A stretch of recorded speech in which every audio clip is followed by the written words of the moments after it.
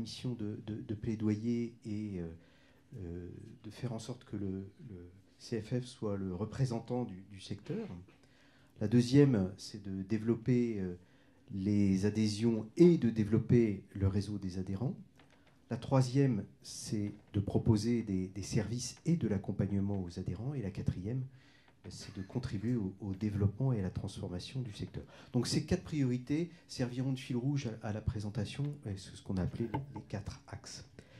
Alors on s'est posé plusieurs questions pour faire cette évaluation. La première, c'est est-ce que le projet stratégique, à son terme, ce projet stratégique a-t-il atteint ses objectifs? La deuxième, c'est de savoir dans quelle mesure les adhérents ont contribué à la mise en œuvre de ce projet. Et puis, quelle a été leur perception de l'avancée du projet. Et puis le dernier point, on a un petit peu dépassé le strict exercice de l'évaluation pour nous projeter un peu dans l'avenir et identifier les principaux enjeux.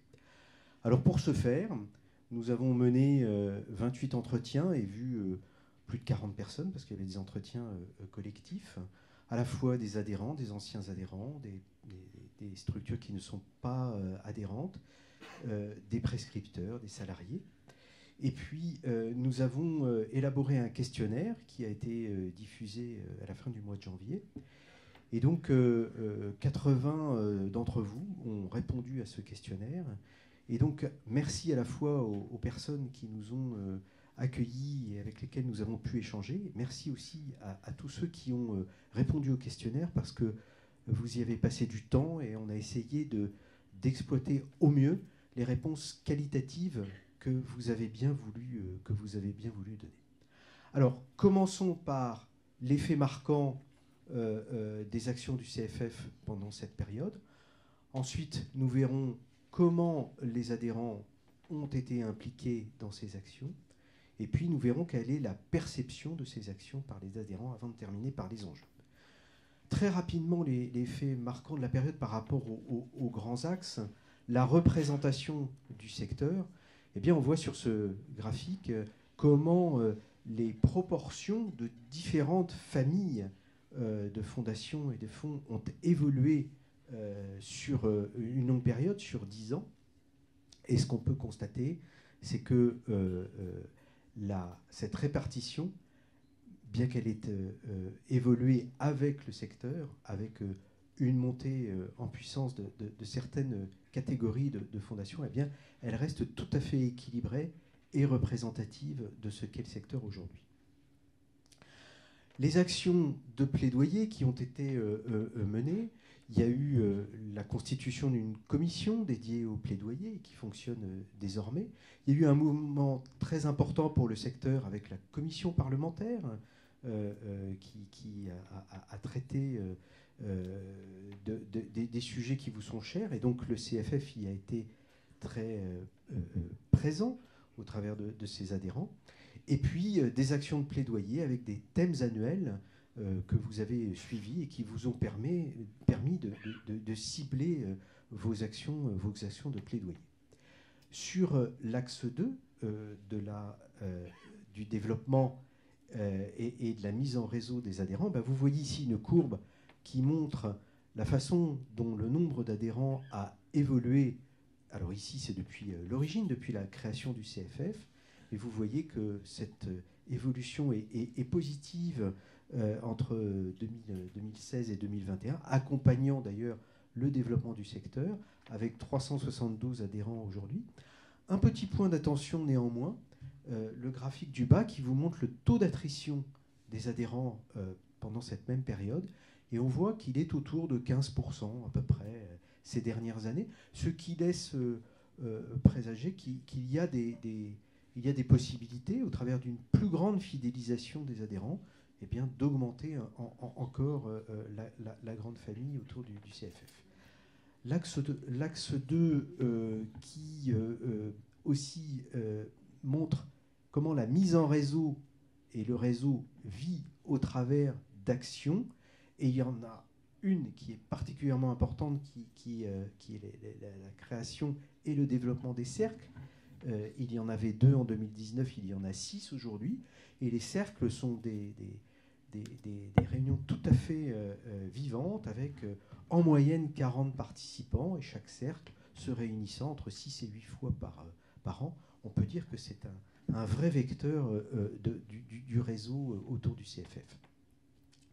L'axe 3, les services et l'accompagnement, avec des actions autour de la structuration et du financement des cercles, je l'ai évoqué, la prospection, les relations avec les partenaires, le renforcement des compétences juridiques au service des adhérents, le projet digital qui est ambitieux, qui est en cours, et puis la mise en œuvre d'actions en réaction aux situations de crise auxquelles nous avons et nous sommes confrontés, que ce soit le Covid ou l'Ukraine, comme on l'a vu tout à l'heure. Tout ça se fait grâce à des moyens qui se sont développés. Vous avez à droite un graphique qui montre l'équilibre financier du CFF pendant la période, et on voit que les ressources ont connu une inflexion à la hausse pendant la période, tout en maintenant un équilibre budgétaire chaque année, ce qui vous donne plus de possibilités pour lancer des actions. L'axe 4, la contribution au développement du secteur. Nous n'avons pas repris ici les études, les différents événements comme celui d'aujourd'hui qui a déjà eu lieu plusieurs fois dans le passé, mais aussi la journée européenne des fondations. Ici, on voit aussi une action tout à fait indispensable qui est la communication sur les réseaux sociaux, avec à la fois en nombre d'abonnés, en nombre de posts, en consultation, des chiffres tout à fait honorables. On n'a pas ici en profondeur dans le temps, mais on voit que c'est quand même néanmoins tout à fait important, et ça mérite de se développer encore davantage. Alors on a fait une partie 2 sur votre contribution comme adhérent à cette réalisation et à ces actions du projet stratégique. Et on verra après la perception que vous en avez. On l'a construit autour de juste 3 diapos, à la fois l'implication, la motivation et l'ouverture. Alors sur l'implication, vous voyez ici, sur la motivation, pardon, sur la motivation, vous voyez les raisons d'adhésion du CFF, et il y a 2 graphes. Le premier, c'est finalement tout ce que vous avez répondu sur ce qui motive votre adhésion, et le deuxième, c'est quand une seule réponse a été donnée. C'était assez frappant parce que ça signifie une motivation mise en exergue ou soulignée particulièrement. Alors il y a 2 choses qui ressortent très fort, hein, le partage d'expérience et la mise en réseau, ce qui témoigne d'une vraie recherche d'utilité dans l'adhésion au CFF, mais j'attire votre attention sur le graphe le plus à droite en bas, qui est solidarité. Je suis désolé, ça passe pas très bien. Mais ça veut dire que pour un certain nombre d'entre vous, l'adhésion est aussi ressentie comme un devoir vis-à-vis du secteur. Sur l'implication, il y a un point à souligner. Vous voyez ce graphe de gauche qui démontre, la question c'était, dans le questionnaire, je considère que mon organisation est impliquée dans les activités du CFF. 46% disent rarement, ce qui veut dire qu'il y a un potentiel ou un sujet autour de la relation aux adhérents qui est un axe probablement de progrès important pour le CFF. Vous avez occasionnellement 28%, très régulièrement 26%. Donc comme s'il y avait un partage en grosses briques ou en gros morceaux des niveaux d'implication. J'ajoute qu'on a regardé cette question à la fois par ancienneté et par type de statut ou par famille, et qu'il n'y a pas de différence constatée par rapport à... il n'y a pas de biais lié à l'un de ces axes d'analyse-là. Troisième sujet, sur l'ouverture, au fond, c'est l'adhésion à d'autres organes de représentation, et ça va mettre en exergue un enjeu assez fort sur lequel on reviendra tout à l'heure, qui est celui de la coopération. On avait posé la question sur à quelles autres structures les adhérents adhèrent. Donc 2 tiers, vous voyez 68%, un peu plus des 2 tiers adhèrent à d'autres structures. Vous avez à droite les organisations qui ont été citées. Il y a un pavé en bas parce que le nom n'a pas toujours été renseigné. Mais ça dit 2 choses qui sont écrites dans le texte à gauche. D'abord qu'il y a quand même une logique de benchmark qui est à l'œuvre entre les différentes organisations, puisque ces adhésions sont multiples, et donc les services aux membres, la communication, sont des choses qui peuvent être comparées et mises en benchmark entre les uns et les autres. Et puis deuxièmement, qu'il y a un sujet autour de la coopération et autour du fait d'agir ensemble, puisque ces adhésions plurielles montrent peut-être que la coopération pourrait être un adjuvant intéressant dans les actions des uns et des autres. On va passer maintenant à la troisième partie, qui est la partie cœur du sujet, avant les enjeux finaux, sur la perception que vous avez eue comme adhérent des réalisations du projet stratégique. Donc là, on va reprendre nos 4 axes, donc le plaidoyer, la mise en réseau, les services et le développement du secteur. Juste avant cela, quand même, on a posé la question de qui connaissait le projet stratégique. Vous voyez, 1% le connaît précisément. Et encore, le 1%, c'est la dernière personne qui a répondu. Donc, on est passé de 0 à 1 sur la corde d'arrivée, la ligne d'arrivée. Mais enfin, on a eu pendant très longtemps, jusqu'au dernier jour, absolument 0%. Ce qui, en soi, est quand même un indicateur du fait que le projet stratégique du CFF ou ses priorités ne sont pas un référentiel pour les adhérents. Ce qui, au passage, veut dire que pour tous les nouveaux adhérents qui arrivent, ou même pour les anciens, il y a un lien sur ces priorités ou ces orientations privilégiées qui n'est pas fait. J'ajoute qu'on a fait aussi cette question sous différents axes d'analyse, l'ancienneté, les statuts, etc., et que ça ne bouge pas du tout les équilibres. Alors, j'en viens à proprement parler sur la perception. Sur l'axe 1, sur le plaidoyer, les slides sont construits en partie double. À gauche, les axes forts et à droite, les axes de progrès. Il y a quelques verbatims que vous voyez, que je pense vous arrivez à lire. On ne va pas tous les lire, faute de temps. Ils sont là pour soutenir les propos qui sont mentionnés. Vous voyez du côté du plaidoyer ce qu'a dit Rémi tout à l'heure, c'est-à-dire fondamentalement le CFF comme porteur de l'unité du secteur. C'est très fort, et puis avec une légitimité à agir. Mais à droite, il a été aussi évoqué un manque de souffle de ce plaidoyer, et c'est le premier point, et quelques limites qui sont liées à l'équilibre entre les grandes familles représentées au CFF, la question Paris-Province, et la place faite aux petits acteurs que certains ont aussi évoqués. Et puis un débat récurrent sur ce socle commun qui rassemble les différentes familles au CFF. Dans le questionnaire, on a demandé ce que les adhérents avaient pensé des avancées sur les 5 dernières années et comment ils appréciaient la situation aujourd'hui. Vous voyez que là, le retour est assez positif, puisque c'est le bas, c'est les oui et plutôt oui. Le milieu, enfin le vert foncé, c'est je ne sais pas.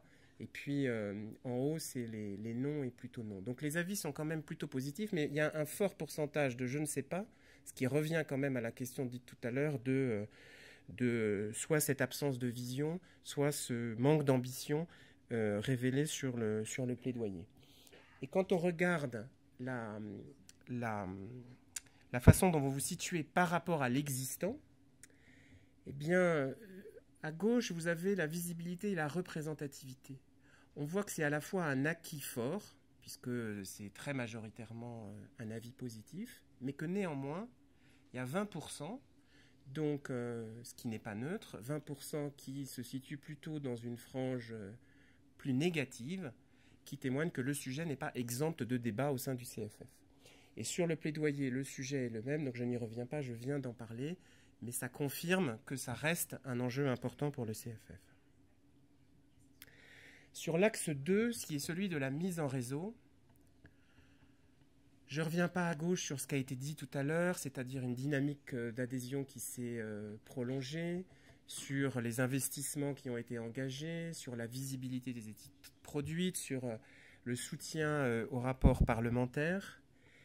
Mais on voit à droite aussi qu'il y a un fort potentiel qui reste et qui concerne finalement cette relation aux adhérents dont on parlait tout à l'heure, sur la question de la fidélisation et aussi sur la question de la communication. Donc dans cette mise en réseau, finalement, un potentiel de progrès qui reste fort et qu'on retrouve dans les questions que vous avez là, qui sont construites comme celles que je viens de présenter. Je considère à gauche que le CFF a marqué des avancées. Très largement oui, mais quand même avec une frange plus dubitative. Et puis sur les actions suivantes du CFF, sur la capacité à mettre en réseau, vous voyez qu'il y a quand même 20% qui dit que ce n'est pas suffisant, ce n'est pas neutre, et 12% qui ne sait pas, donc qui témoignent en fait de cette capacité de progrès importante qu'il y a encore au CFF sur cette question.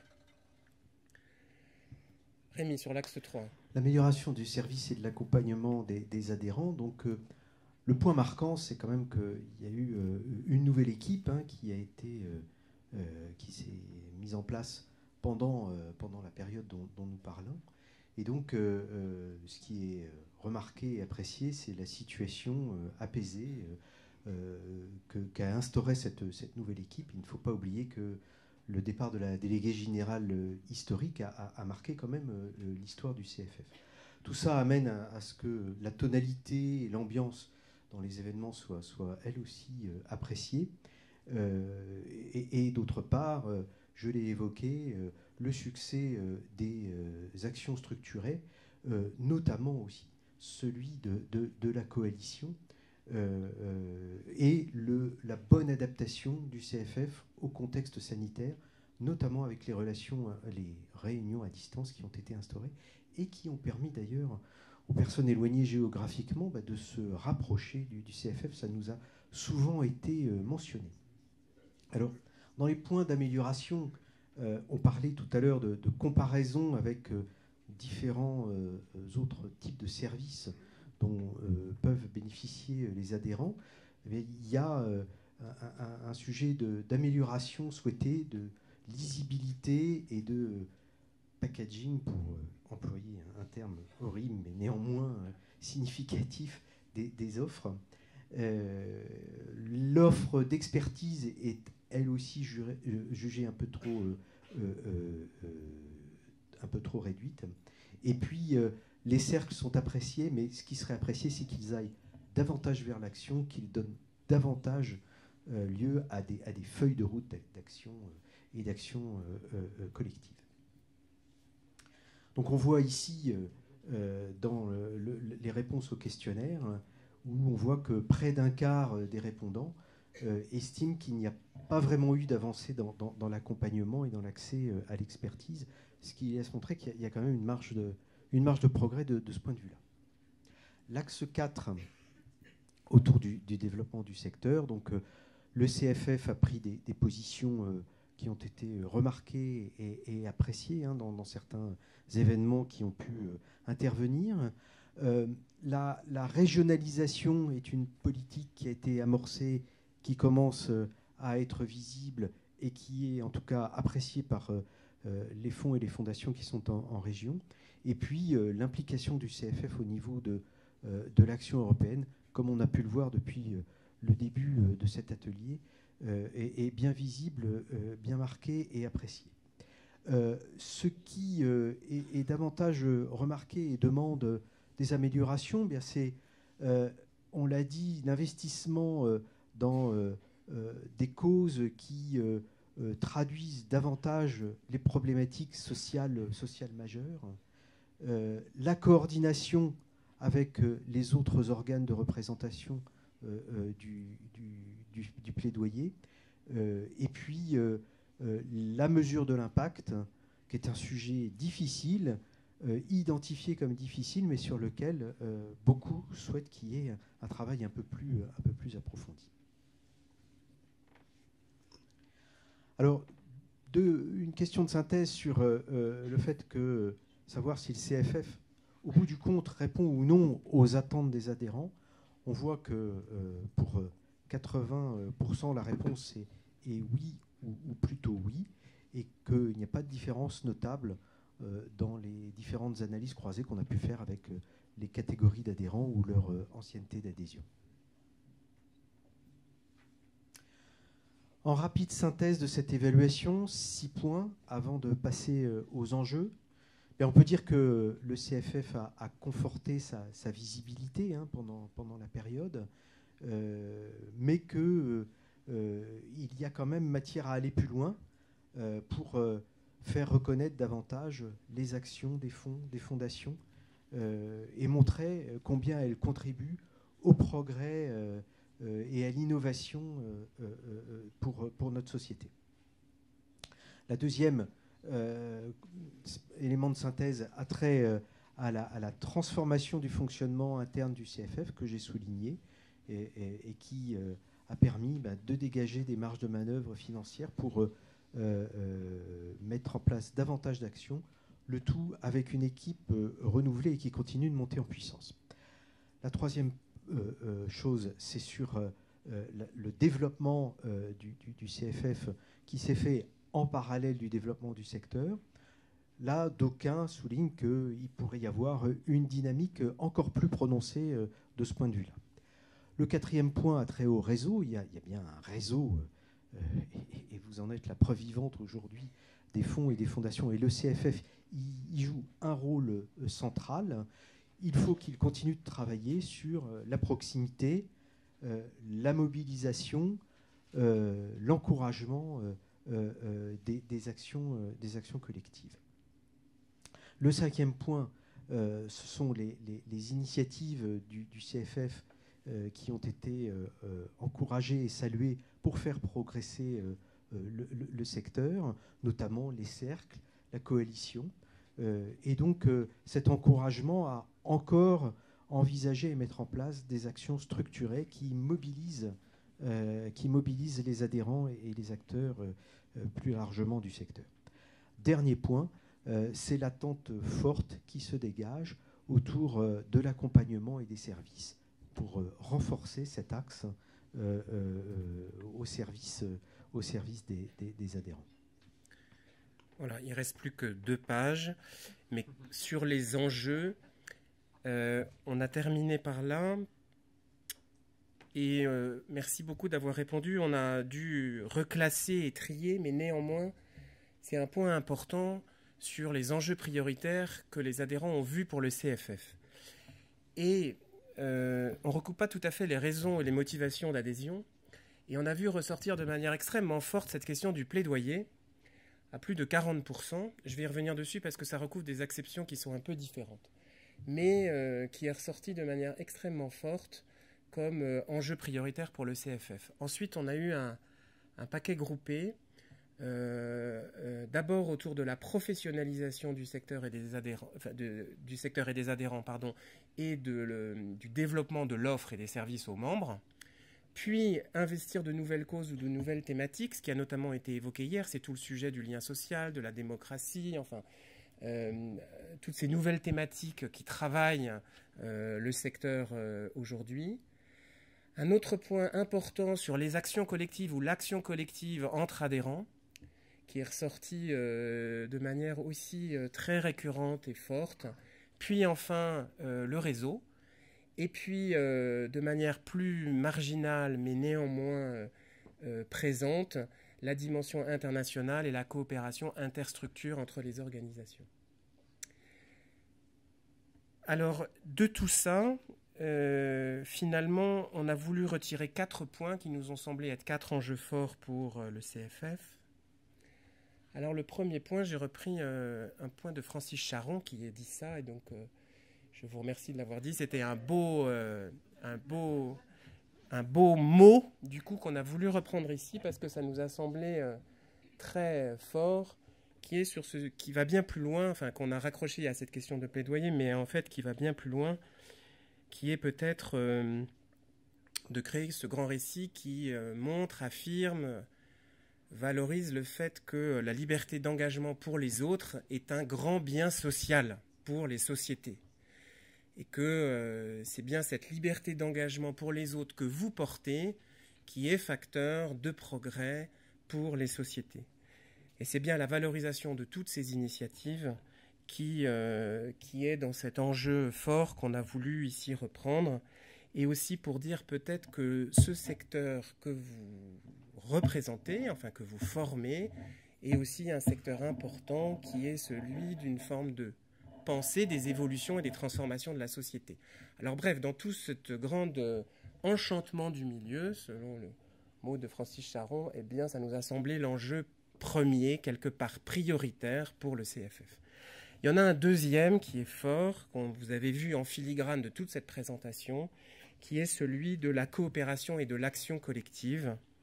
Je parlais tout à l'heure d'adjuvants, parce qu'il y a manifestement un intérêt à agir ensemble, et à la fois pour augmenter l'impact et pour démultiplier aussi la capacité d'action. Le troisième, il est sur le développement. C'est sûr qu'il y a un sujet de développement pour le CFF. On a vu que le nombre d'adhérents avait progressé, mais enfin, il y a un potentiel très fort, hein, compte tenu du nombre de fonds et fondations qui existent en France. Donc, il y a à la fois le sujet de développement intrinsèque du CFF, et puis il y a aussi ce qu'on a mis là, la capacité d'intervention et d'innovation du secteur pour répondre aux besoins de la société, puisqu'en fait, il y a des besoins immenses et il y a des grandes batailles à mener. Enfin, vous en avez parlé notamment hier, hein, et donc toutes ces grandes batailles sur les grands enjeux de société, ils sont aussi à penser à travers l'action collective et la capacité d'intervention et d'innovation du secteur. Et puis enfin, le quatrième, on l'a mis quand même, mais il touche à l'offre de services et il touche aussi à la relation aux adhérents. Vous avez vu quand on a présenté les graphes qu'une partie était quand même un peu éloignée. Enfin, certains sont à côté et certains se sentent à côté. Donc, dans ceux qui sont à côté et ceux qui se sentent à côté, il y a quelque chose autour de l'animation et aussi de l'offre de services pour renforcer et accroître cette valeur ajoutée du CFF. Voilà, ça nous a semblé être 4 enjeux forts qui ressortent de ce travail d'évaluation et qui peuvent, si je puis dire, nourrir et guider les travaux futurs. Je termine juste par un petit mot d'encouragement et de félicitations, puisque dans la dernière question du questionnaire, c'était aussi est-ce que vous voulez laisser un message à la SFAP, au CFF, pardon. Et donc vous avez ici on a fait qu'un petit extrait de verbatim, mais pour dire aussi toute la reconnaissance, toutes les félicitations, tous les encouragements et voilà tout le soutien que vous, comme adhérents, vous pouvez porter face à tous ces défis qui ne sont pas moindres, hein, donc qui sont des défis absolument considérables. Voilà, dans le temps imparti. Et donc, maintenant, on a une petite séquence. Thibaut, est-ce que tu veux bien, du coup, prendre la main? Donc, on va faire... Enfin, tu as un petit propos... liminaire avant qu'on fasse quelques questions. Exactement. Merci beaucoup Étienne. Bonjour à toutes et à tous. Donc, je suis Thibaut, le directeur général de la Fondation Entreprendre. Comme l'a expliqué Benoît, on a eu le grand plaisir de pouvoir soutenir Jean-Marc et l'équipe avec Cécile et Philippe dans ce projet d'évaluation d'impact et l'évaluation de la stratégie du CFF. Et on voulait revenir avec vous sur 3 des enjeux clés qui ont été évoqués par Étienne et Rémi et prendre un petit peu, je dirais un peu plus de conseils et un peu plus votre avis sur certains de ces 3 sujets. Donc le premier que je vais évoquer, moi, c'est le plaidoyer. Parce que ça nous a semblé, comme l'a évoqué Étienne, un sujet vraiment clé qui réunissait notre secteur. Ce qu'on a pu identifier, c'est évidemment que ça ressort comme l'enjeu clé. C'est aussi que c'est un enjeu qui est partagé par tous les types de structures, fondations, fonds de dotation, fondations abritées, etc. Et qu'il y avait une attente qui nous a particulièrement intéressés, qui était de dire que le plaidoyer doit aller, en tout cas le plaidoyer du CFF, doit aller bien au-delà des aspects techniques, doit aller bien au-delà de l'influence qu'on peut faire auprès des décideurs politiques, mais doit être aussi une vraie opportunité de tribune pour faire reconnaître la contribution sociétale de notre secteur. Et on s'est dit que c'était un sujet passionnant parce que si sur des éléments techniques, on pouvait avoir des différences entre nous, pour le coup, sur notre vision du progrès sociétal, de la contribution sociétale, je pense que c'est vraiment le sujet qui nous réunissait.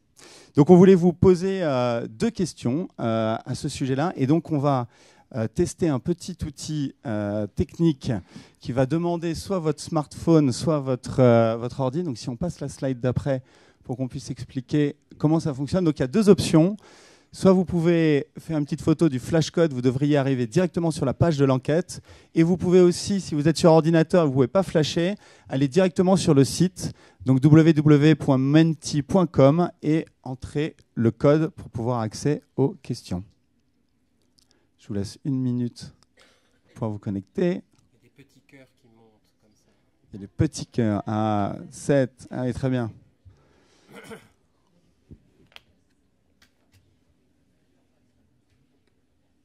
Pas mal.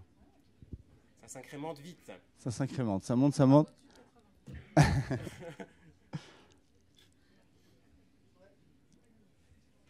J'en vois encore qui prennent en photo, on attend quelques secondes.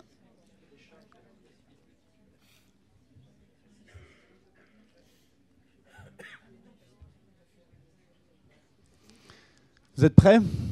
Non, non, pas encore. Alors on attend, ok.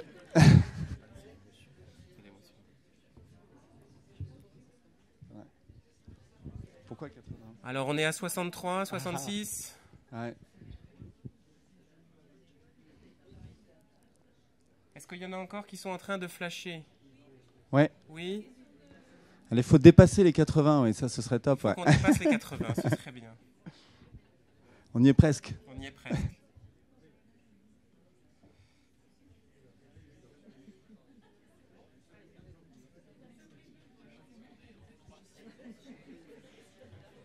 Allez, il nous en faut encore. Ah.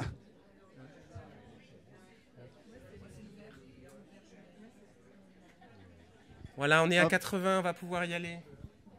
On est bon? 81. Nickel. 83.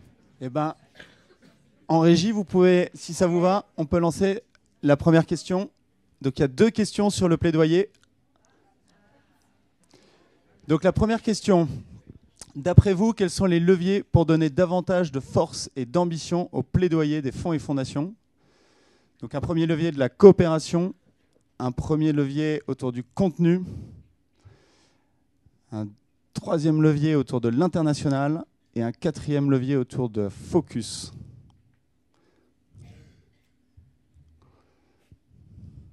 La coopération qui démarre en tête. Il y a des gros hésitants parce que vous étiez 80 inscrits, 8 votants. Oula, ah bah voilà. Voilà, ça se débloque. C'est par grave. Très bien. Ouais. Parfait. Eh ben, je pense qu'on voit un gros détachement autour de la coopération.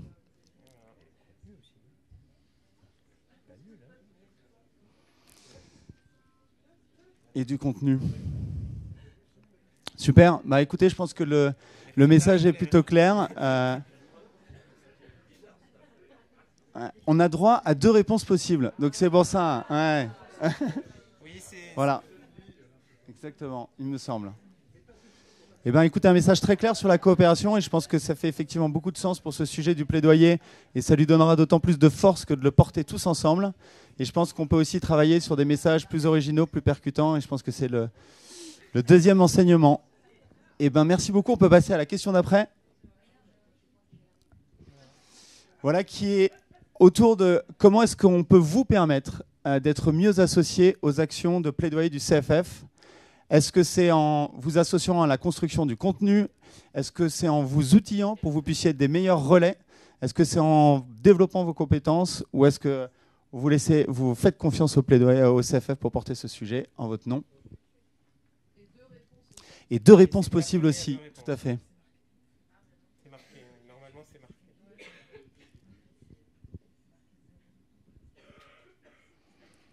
Parfait. Et bien là, il y a un peu plus de débat sur le deuxième. Non, ça se démarque quand même assez sensiblement. Sur contribuer à la fois au contenu et au relais du plaidoyer. Les messages sont plutôt clairs. Parfait. Il y a 2 groupes. Il y a 2 groupes. Bon, super. Écoutez, merci beaucoup de ces contributions. Je dis juste un mot parce que je le vois tout au fond de la salle. Il y a Nicolas Mitton qui porte le plaidoyer du CFF avec brio. Il est derrière vous si vous voulez parler de ces sujets-là. Il est juste là. Et je pense que c'est lui le grand expert. Donc, n'hésitez pas à échanger avec lui aussi autour de ce sujet-là. Et merci d'avoir répondu à ces questions. Et à Cécile. Ah, t'as déjà... C'est plus Covid compatible. Bonjour à tous. Donc, je suis Cécile Cassin, la directrice générale de la Fondation pour l'Université de Lyon. Et j'ai effectivement tenté de contribuer à ce sujet avec Étienne, Rémi, Thibaut et Philippe. Je vais traiter de la mise en réseau. Vous l'avez certainement noté dans ce que nous ont commenté Rémi et Étienne. C'est des chiffres très importants en ce qui concerne votre implication au sein du CFF. C'est la 2e principale raison d'adhésion au CFF avec 44%. Et c'est la première raison d'implication. Donc, adhésion 44%, implication 63%, et de loin, c'est la première raison d'implication. Donc c'est très clairement un point fort du CFF parce que c'est aussi certainement en fait sa fondation, sa raison d'être à l'origine en tout cas, et c'est sans doute aussi par ça que peuvent passer les actions que le CFF peut mener, et notamment le plaidoyer.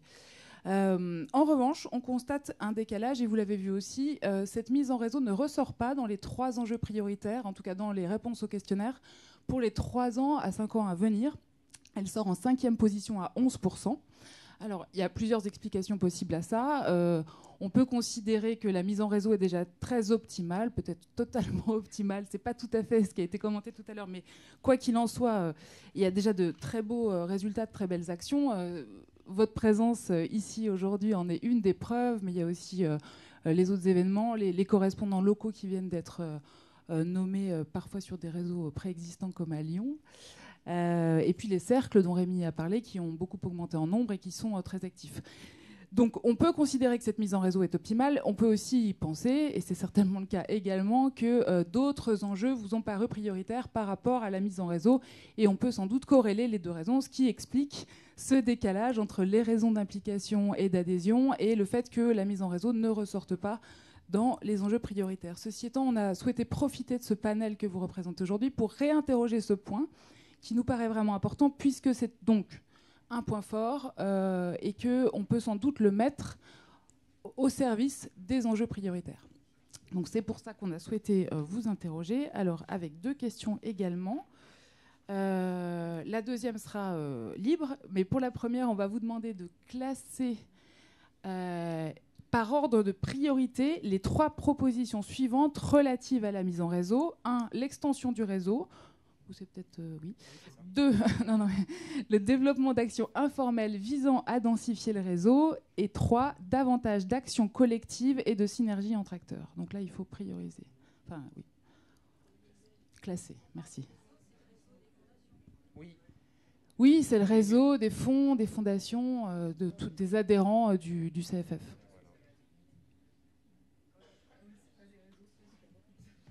Non. C'est pas... J'ai pas entendu. C'est cohérent. Oui, c'est très cohérent. Dommage. Ça n'a pas marché. Non.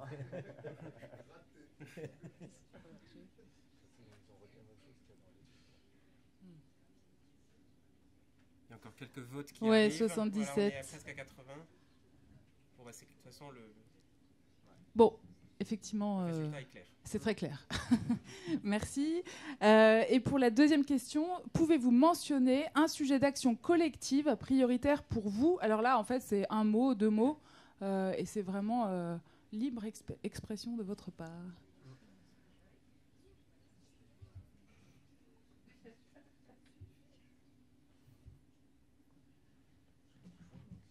Pas forcément très lisible, visible à l'écran. On va faire un nuage de mots, mais s'il y a des mots qui ressortent... Ça ressemble à un test. Ça ressemble à un test, oui.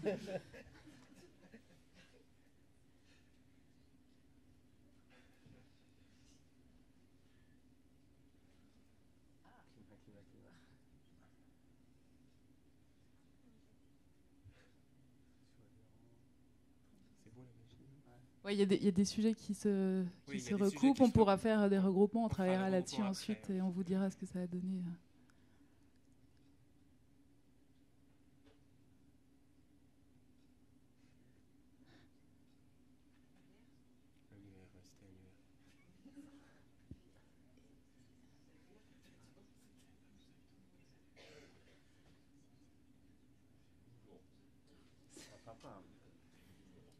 C'est riche.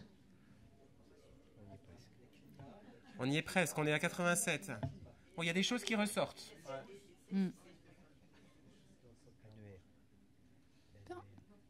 Merci beaucoup pour toutes ces contributions. Ah, ça bouge encore. On est à plus de 100 là maintenant. Oui, parce qu'on peut mettre plusieurs mots, absolument. Bon, on le reprendra, on vous l'enverra. Est-ce que Philippe est en ligne? Oui, Philippe doit être en ligne. Je ne sais pas si la régie peut le connecter. Merci beaucoup pour toutes ces réponses. Ok, il est en ligne. Ah, mais on répond encore, alors je ne sais pas. Ça répond encore.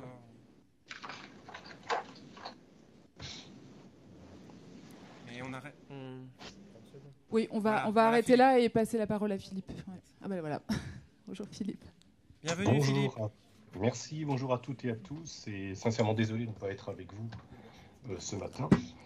Donc par rapport à l'offre de services, donc comme on le voyait dans le résultat du questionnaire, c'est que finalement il y a à la fois un paradoxe. Quand vous avez répondu par une question unique de votre motif d'adhésion au CFF, ce n'est que 4% des réponses qui disent que vous attendez un service de la part du CFF, mais en même temps vous êtes 2/3 à adhérer à d'autres organisations de représentation et à benchmarker finalement les services et les offres qui sont proposées entre vos différentes organisations membres. Et comme le rappelait aussi Rémi et Étienne, vous êtes 21% à ne pas avoir d'avis sur la question des services et 13% que vous allez avoir un avis négatif sur les services. Donc on voit bien que derrière, il y a une question d'un manque autour de ces services, et que ces services proposés par le CFF sont aussi un motif, une raison de renforcer les liens, les articulations et de rapprocher le CFF avec ses membres et les membres entre vous. Donc c'est pour ça qu'on l'a identifié comme un enjeu, cette notion du service pour les prochaines années. Et on l'a plus anglais autour de l'expertise et de l'accompagnement que vous pourriez attendre du CFF. Et donc là, on va passer à la première question, où on a identifié trois grands domaines de services. Et donc, soit le renforcement de la professionnalisation des adhérents à travers le conseil et la formation, les conseils juridiques et fiscaux, ou la promotion et la valorisation des actions des adhérents à l'interne et à l'externe. Et là, une nouvelle fois, on va vous demander de classer ces trois domaines.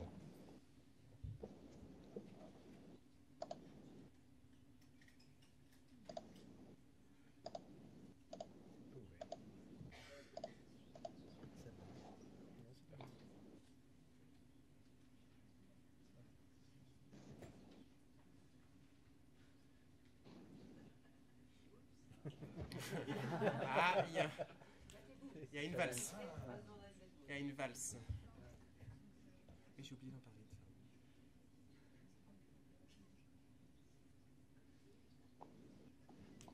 Ah. Ah.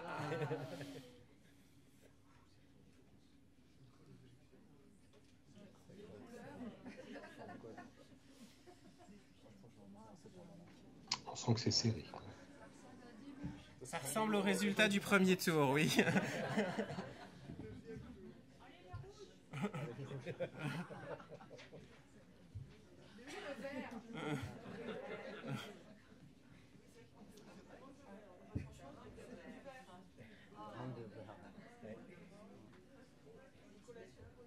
Ah. Aïe, aïe, aïe.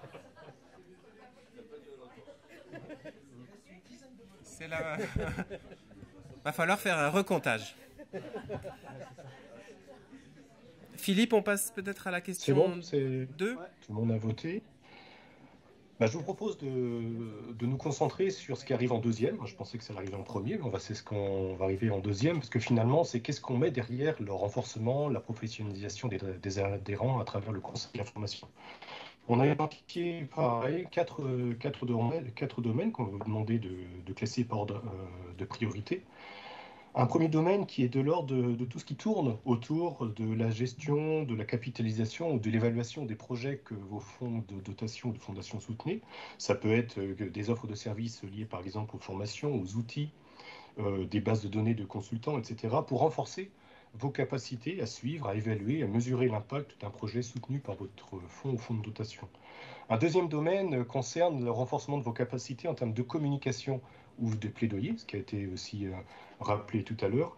Un troisième domaine, ce serait le renforcement de vos capacités pour évaluer, réviser et mettre en œuvre ou écrire un plan stratégique pour votre fonds de dotation et votre fondation. Et un troisième domaine, ce serait renforcer vos capacités en matière de gestion financière, de fiscalité ou de RH. Donc une nouvelle fois, merci de voir les classer. Ah non, là, c'est plusieurs réponses possibles, pardon. Oui, il y a plusieurs réponses possibles. Autant pour moi.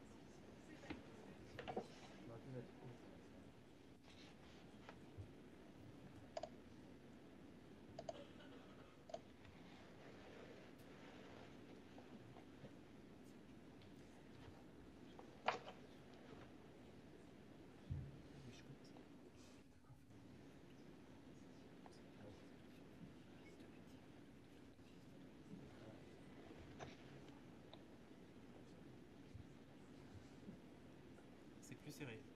Ouais, c'est plus ça. Il va falloir tout faire. Ouais, évidemment.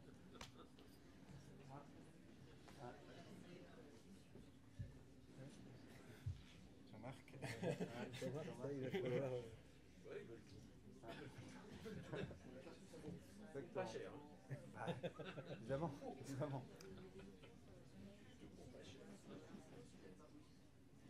Donc visiblement, vous ne nous aidez pas à trancher et à choisir Non, c'est... et à prioriser. Oui, c'est très équilibré. Ouais, c'est pas équilibré. Voilà.